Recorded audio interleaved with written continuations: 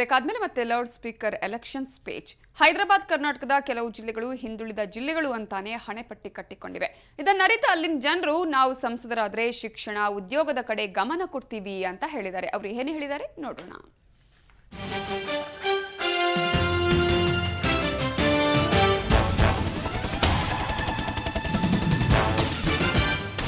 ನಾನು ಈ ಚುನಾವಣೆಯಲ್ಲಿ ಅಭ್ಯರ್ಥಿಯಾಗಿ ಮೊದಲ ಬಾರಿಗೆ ಸ್ಪರ್ಧಿಸ್ತಾ ಇದ್ದೀನಿ.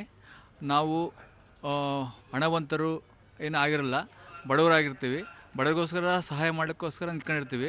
ಆದ ಕಾರಣ ಎಲ್ಲರೂ ನಮಗೆ ಸಹಾಯ ಮಾಡಿ ನಾವು ಗೆದ್ದ ನಂತರ ವಿದ್ಯಾರ್ಥಿಗಳಿಗೆ, ಬಡವರಿಗೆ ಎಲ್ಲರಿಗೂ ಸಹಕಾರ ಮಾಡ್ತೀವಿ. ಆದ ಕಾರಣ ದಯವಿಟ್ಟು ತಮ್ಮ ಓಟ್ಗಳನ್ನು ನಮಗೆ ಹಾಕ್ಬೇಕಂತ ತಮ್ಮಲ್ಲಿ ಕಳಕಳಿಯಿಂದ ಕೇಳ್ಕೊಳ್ತೀವಿ. ನಾವು ಗೆದ್ದರೆ ಎಲ್ಲ ಬೀದಿ ಬಡಾವಣೆಗಳಿಗೆ, ರಸ್ತೆಗಳಿಗೆ, ಅವಕ್ಕೆ ಬೀದಿ ದೀಪಗಳು, ಕೊಳಾಯಿ, ಮೂಲಭೂತ ಸೌಕರ್ಯಗಳನ್ನೆಲ್ಲ ಮಾಡಿಕೊಡ್ತೀವಿ.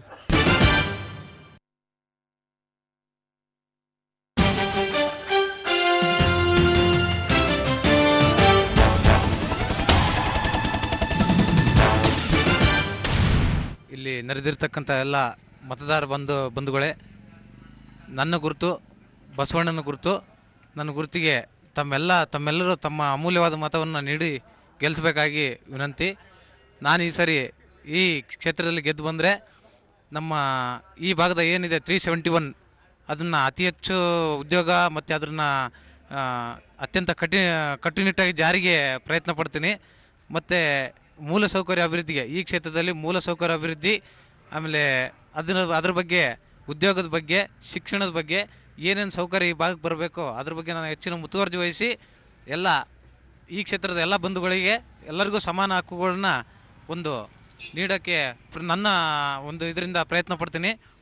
ಹಾಗೂ ಈ ಭಾಗದಲ್ಲಿ ಎಲ್ಲೆಲ್ಲಿ ನಿರುದ್ಯೋಗ ಸಮಸ್ಯೆ ಇದೆ ಅದನ್ನೆಲ್ಲ ಹೆಚ್ಚಿನ ಮಟ್ಟದಲ್ಲಿ ಅದನ್ನ ನಿರುದ್ಯೋಗನ ಕಡಿಮೆ ಮಾಡೋಕ್ಕೆ ಉದ್ಯೋಗದಲ್ಲಿ ಅವರವರ ಸ್ವಂತಕ್ಕೆ ಅಥವಾ ಈ ಭಾಗದಲ್ಲಿ ಬರ್ತಕ್ಕಂಥ ಒಂದು ಕಾರ್ಖಾನೆ ಆಗಿರ್ಬೋದು, ಎಲ್ಲ ಇದರಲ್ಲಿ ಅವರಿಗೆ ಉದ್ಯೋಗ ಕೊಡ್ಸೋಕ್ಕೆ ಹೆಚ್ಚಿನ ಇದನ್ನ ಪ್ರಯತ್ನ ಪಡ್ತೀನಿ. ಅದರಿಂದ ನನಗೆ ಈ ಬಸವಣ್ಣನ ಗುರುತು ಆದ ನಾನು ಇಟ್ಕೊಳ್ತಕ್ಕಂಥ ಅಭ್ಯರ್ಥಿ ನನಗೆ ತಮ್ಮ ಅಮೂಲ್ಯವಾದ ಮತವನ್ನು ನೀಡಿ ಗೆಲ್ಲಿಸಬೇಕಾಗಿ ತಮ್ಮೆಲ್ಲರಲ್ಲಿ ವಿನಂತಿ.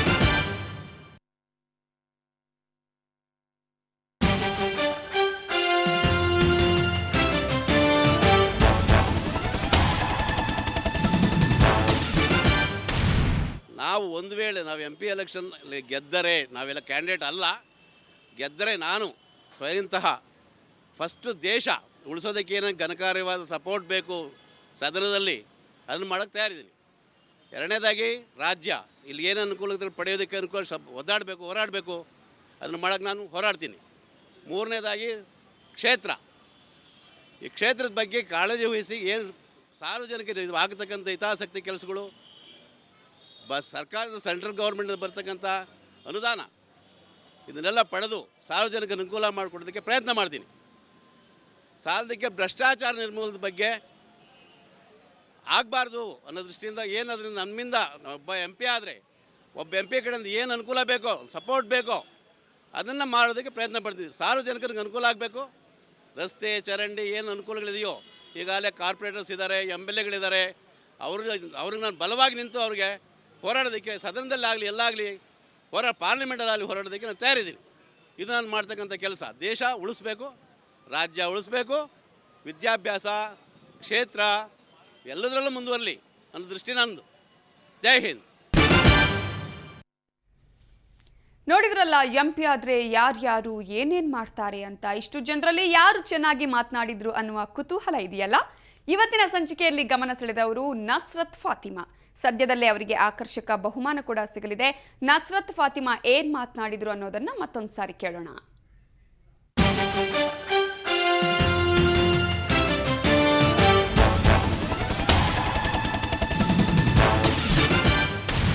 ನಾನೇನಾದರೂ MP ಆದರೆ ನಾನು ಸಾಮಾನ್ಯವಾಗಿ ನೋಡಿದ ಹಾಗೆ ಈ ಪಾರ್ಲಿಮೆಂಟಲ್ಲಿ MPಸ್ದು ಅಟೆಂಡೆನ್ಸೇ ಇರಲ್ಲ. ಅಟೆಂಡೇ ಮಾಡಿಲ್ಲ ಅಂದರೆ ಆ ಪಾರ್ಲಿಮೆಂಟ್ ಸೆಷನ್ನಲ್ಲಿ ಏನಾಗ್ತಾಯಿದೆ, ಏನು ಡೆವಲಪ್ಮೆಂಟು, ನಾವು ಏನು ಮಾಡಬೇಕು ಅನ್ನೋದೇ ಗೊತ್ತಿಲ್ಲದಿದ್ರೆ ನಾವು ಸುಮ್ಮನೆ ಒಂದು ರೆಸ್ಪಾನ್ಸಿಬಲ್ ಪರ್ಸನ್ ಅಂತ ಆಯ್ಕೆ ಆಗಿ ಅದನ್ನೇ ನಾವು ಅರ್ಥ ಮಾಡ್ಕೊಳ್ದಿದ್ರೆ ನನ್ನ ಉದ್ದೇಶ ಏನಂತಾರೆ, ಫಸ್ಟು ಪಾರ್ಲಿಮೆಂಟಲ್ಲಿ ಅಟೆಂಡೆನ್ಸ್ ಇರಬೇಕು. ಸಾಮಾನ್ಯವಾಗಿ ನಾನು ನೋಡಿದಾಗೆ ನಂಬರ್ ಆಫ್ MPಸು ಅಲ್ಲಿ ಅಟೆಂಡೆನ್ಸಲ್ಲೇ ಇರಲ್ಲ. Attendance is A must. ಮತ್ತು ಬೇರೆ ಕಾನ್ಸ್ಟಿಟ್ಯೂಯೆನ್ಸಿನಲ್ಲಿ ಏನು ಡೆವಲಪ್ಮೆಂಟ್ ಆಗ್ತಾಯಿದೆ, ಅದರಿಂದ ನಮಗೆ ಕಾನ್ಸ್ಟಿಟ್ಯೂಯೆನ್ಸಿಗೆ ನಾವು ತೊಗೊಂಡು ಬಂದರೆ ಅದು ಎಷ್ಟು ಇಂಪ್ರೂವ್ಮೆಂಟ್ ಆಗ್ಬೋದು, ಏನು ಡೆವಲಪ್ಮೆಂಟ್ ಮಾಡ್ಕೋಬೋದು, ಅದನ್ನು ಅರ್ಥ ಮಾಡ್ಕೊಳ್ಳೋಕ್ಕೋಸ್ಕರ ಆದರೂ ನಾವು ಅಟೆಂಡೆನ್ಸಲ್ಲಿ ಅಲ್ಲಿ ಇರಬೇಕು. ಸೊ ಅಟೆಂಡೆನ್ಸು ಫಸ್ಟು MP ಆದರೆ ಅಲ್ಲಿ ಅಟೆಂಡೆನ್ಸಲ್ಲಿ ಕಂಪಲ್ಸರಿ ಆಗಿರೋದು ನಂದು ಒಂದು ಮೇನ್ ಪಾಯಿಂಟ್ ಆಫ್ ವ್ಯೂ ನಾನು ಹೇಳ್ಕೊಳ್ಳೋಕೆ ಇಷ್ಟಪಡ್ತೀನಿ. ಮತ್ತು ಏನಂತ ಹೇಳಿದ್ರೆ, ಒಂದೊಂದು ನಿಮಿಷದ ಪ್ರಕಾರ ಗೌರ್ಮೆಂಟು ಕೋಟ್ಯಾಂತರ ರೂಪಾಯಿ ಸ್ಯಾಂಕ್ಷನ್ ಮಾಡ್ತಾ ಇದೆ. ಆದರೆ ಅಷ್ಟೇ ಸ್ಪೀಡಲ್ಲಿ ನಾವು ನಮ್ಮ ಕಾನ್ಸ್ಟಿಟ್ಯೂಯೆನ್ಸಿಗೆ ನಾವೇನಾದರೂ ಡೆವಲಪ್ಮೆಂಟ್ ಮಾಡೋಕ್ಕೆ ಯೋಚನೆ ಮಾಡ್ತಾ ಇದ್ದೀವ? ಇಲ್ಲ. ಅದನ್ನು ಅಪ್ರೋಪ್ರಿಯೇಟಾಗಿ ನಾವು ಅಮೌಂಟು ಯೂಸ್ ಮಾಡಲ್ಲ. ಆಮೇಲೆ ನಮ್ಮ ಪಾರ್ಟಿಗೆ ಏನು ಸ್ಯಾಂಕ್ಷನ್ ಆಗಿರುತ್ತೆ ಅದು ಎಲ್ಲೋ ಉಳ್ಕೊಂಡಿರುತ್ತೆ. ಮತ್ತು ನಾವು MPs ಆಗಿದ ತಕ್ಷಣ ಡೆಲ್ಲಿಲಿ ಹೋಗಿ ಉಳ್ಕೊಳ್ತೀವಿ. ಬಟ್ ನಾನೇನಾದರೂ MP ಆದರೆ ಆದಷ್ಟು ಯಾರೇ ಒಂದು ಪೊಲಿಟಿಷಿಯನ್ಸ್ ಆಗಲಿ, from the lowest range to the highest range, ಅವರು ಡೈರೆಕ್ಟ್ ಇನ್ವಾಲ್ವ್ಮೆಂಟ್ ಇರಬೇಕು ಪಬ್ಲಿಕಲ್ಲಿ. ನಾವು ನಮ್ಗೆ ಪೋಸ್ಟ್ ಸಿಕ್ಕಿದೆ, ನಾವು ಡೆಲ್ಲಿಲಿ ಇರ್ತೀವಿ, ಸ್ಯಾಂಕ್ಷನ್ ಆಗಿದೆ, ಇಂಡೈರೆಕ್ಟ್ಲಿ ಏನೋ ವರ್ಕ್ ಆಗುತ್ತೆ ಅನ್ನೋದನ್ನು ಇರಬಾರ್ದು. Direct involvement with the public should be very very important. ಮತ್ತು ನಾನು ಒಂದು ಇನ್ಸ್ಟಿಟ್ಯೂಷನಲ್ಲಿ ಕೆಲಸ ಮಾಡುತ್ತಾ ಇರೋದ್ರಿಂದ ನನ್ನ ಅನಿಸಿಕೆ ಏನಂತ ಹೇಳಿದ್ರೆ, ನಮ್ಮಲ್ಲಿ ಎಜುಕೇಷನ್ಗೆ ಕೋಟ್ಯಾಂತರ ರೂಪಾಯಿ ನಮ್ಮ ಗೌರ್ಮೆಂಟ್ ಸ್ಯಾಂಕ್ಷನ್ ಮಾಡ್ತಾ ಇದೆ. ಆದರೆ ಎಜುಕೇಷನಲ್ಲಿ ಏನು 95% ಕಾಮನ್ ಆಗೋಗಿದೆ ಇವಾಗ ಮಗುಗೆ. SSLCಲಾಗಲಿ PUCನಲ್ಲಾಗಲಿ 95% ಅಂದರೆ ಒಂದು ಕಾಮನ್ 95% ಇಲ್ಲ 94 ಈ ಥರ ಪಬ್ಲಿಕ್ ಕೇಳ್ತಾರೆ, ಪೇರೆಂಟ್ಸ್ ಕೇಳ್ತಾರೆ, ರಿಲೇಟಿವ್ಸ್ ಕೇಳ್ತಾರೆ. ಆದರೆ 95% ಬಂದ್ರೂ ಆ ಮಗುನಲ್ಲಿ ಸ್ಕಿಲ್ ಇಲ್ಲ. ಅವನೇನಾದರೂ ಪ್ರೊಫೆಷನ್ಗೆ ಹೋಗಬೇಕು ಅಂದರೆ ಪರ್ಸೆಂಟೇಜ್ ಇದೆ, ಆದರೆ ಜಾಬ್ ಓರಿಯೆಂಟೆಡ್ ಸ್ಕಿಲ್ಸ್ ಅನ್ನೋದನ್ನು ನಾವು ಎಜುಕೇಷನಲ್ಲೇ ಸೈಮಲ್ಟೇನಿಯಸ್ ಆಗಿ ಒಂದು ಪ್ರಾವಿಷನ್ ಕೊಟ್ಟು, ಏನೇ ವರ್ಕ್ ಅವ್ರು ಎಷ್ಟೇ ಪರ್ಸೆಂಟೇಜ್ ಬರಲಿ, ಅವ್ರು ಯಾವ ಇದಕ್ಕೆ ಹೋಗ್ತಾರೆ ಅದನ್ನು ನಾವು ಒಂದು ಸ್ವಲ್ಪ ಜಾಬ್ ಓರಿಯೆಂಟೆಡು ಇದನ್ನು implement. Learning itself is not sufficient. Learning with skill is very very important. If I become MP, ಅದನ್ನು ಲರ್ನಿಂಗ್ ವಿತ್ ಜಾಬ್ ಓರಿಯೆಂಟೆಡ್ ಸ್ಕಿಲ್ಸನ್ನ ಹೇಳ್ಕೊಡೋಕ್ಕೆ ನಾನು ಆ ಫೀಲ್ಡಲ್ಲಿ ಇಂಪ್ರೂವ್ ಮಾಡ್ಸೋಕ್ಕೆ ಇಷ್ಟಪಡ್ತೀನಿ. ಇದು ನನ್ನ ಅನಿಸಿಕೆ. Thank you.